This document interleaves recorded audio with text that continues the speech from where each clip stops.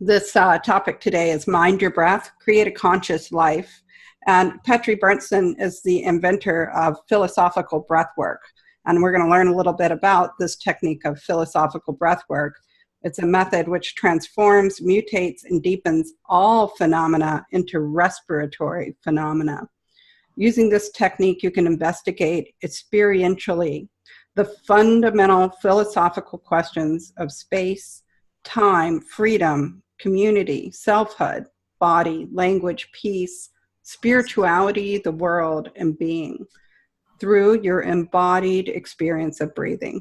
And so, Petri, thank you so much for being here. I would love to hear a little bit about this breathwork technique. Can you tell us a little bit about what is the actual technique that you do? It well, like a lot of technique. Like there's a lot that you can do.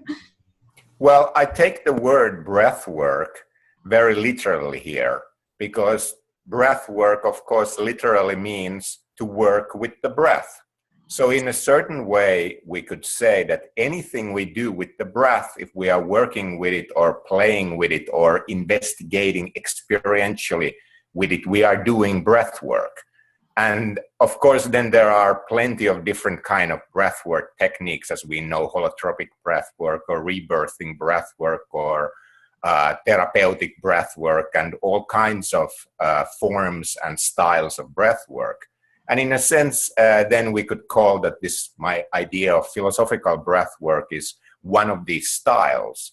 But I would also say that when it's a philosophical method, the idea is also try to get to the beginning of what does it actually mean to work with the breath, and what could be the possibilities and dimensions that we could do when we are working with the breath.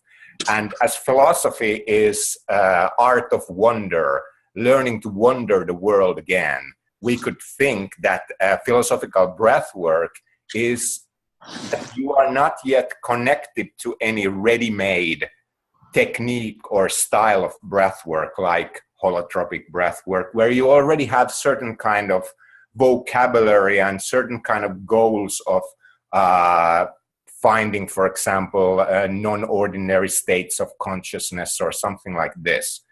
And that's what you are aiming at. And then there is certain kind of methods of drawing the mandalas after the... And of course, all these are extremely interesting possibilities of breath. Or then the rebirthing breath work has a certain kind of vocabulary and certain kind of beliefs and so on. But when we are doing philosophical breath work, then the idea would be to learn again to wonder the breath without any preconceptions, trying to get into that kind of experience of breath as like from the beginning as possible, without having any kind of preconception or pre-knowledge of what we are doing here. It's more like starting the journey again with the breath, and then creating this kind of atmosphere with the experience of breathing.